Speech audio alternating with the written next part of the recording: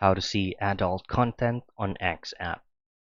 So first things first is open up your X application, or formerly known as X Twitter. Then here, what you want to do next is to locate your profile menu or on your profile icon located at the top left portion of your screen. Now scroll down on the very bottom part of this field and then head straight into Settings and Support, and then tap in Settings and Privacy.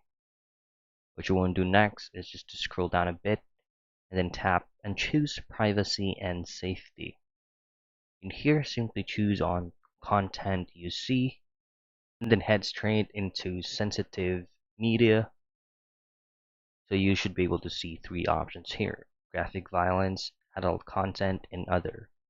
So just head straight into adult content and simply change this into show all instead of warn. And that's basically it. That's how you see adult content on X app.